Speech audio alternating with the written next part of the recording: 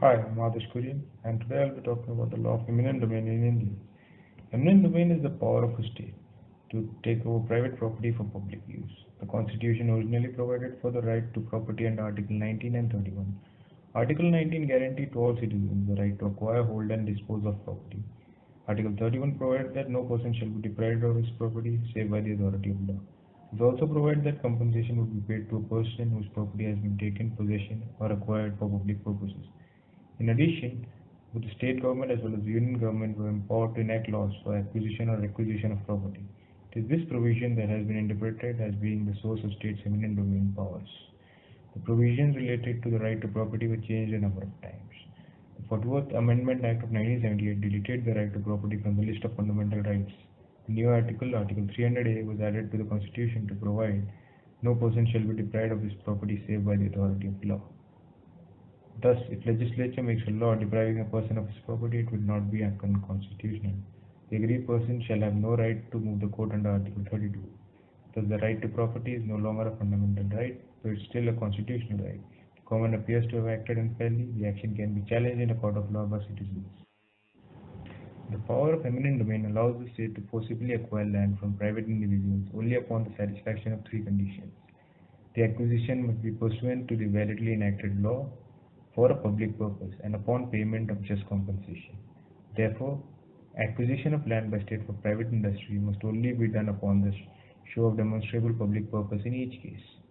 Another factor to consider: for one quarter of all India's districts have ongoing political and legal conflicts over land acquisition.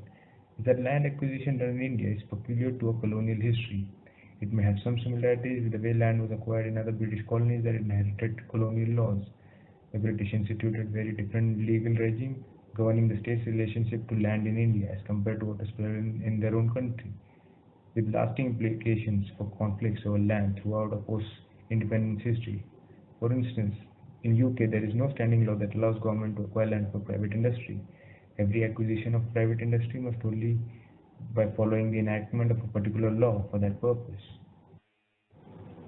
The post-colonial Indian state continues to retain vast powers to reshape individual rights without the need for legislative action. Moreover, following the abolition of the fundamental right to property by the 44th Constitutional Amendment in 1978, the balance tilted considerably in the favor of administrative state, as judicial review of land acquisition under 1984 Act became extremely lenient.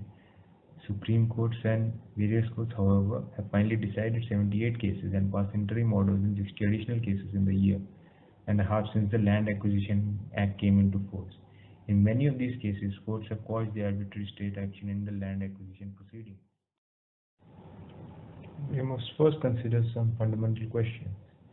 The nature of the land conflicts in India's 165 districts and how these conflicts vary from state to state. The capacity of various states to conduct social impact assessments and how we can strengthen such capacity. Ways of systemizing our land records in ways that make direct purchase of land by industries and state intervention necessary. In case of acquisition for exempted purposes under the 2015 bill, in the absence of a thorough social impact assessment, how will the state identify livelihood losers who must be compensated along with the landowners? Will a blanket prohibition on the acquisition of multi-crop irrigated land help or hurt the interests of poor farmers in certain states?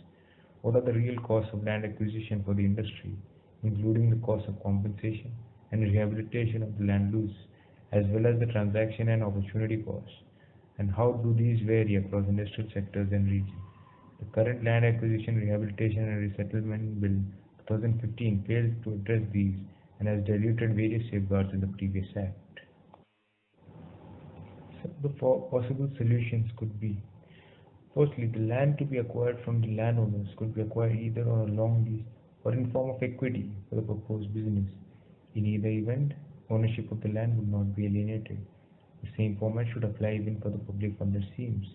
This option would ensure a steady income for the affected families. Secondly, in order to help the landowners to make an informed choice, it should be mandatory to educate the concerned individual about the details of the proposed projects. Such education should be conducted by a group of suitable but independent experts. Further, the process should remain under judicial scrutiny. The need to empower landowners to make an informed decision would seem unexceptionable.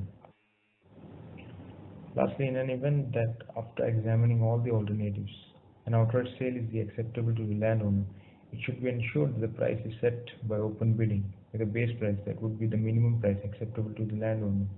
The government should not engage in this process except perhaps as facilitators.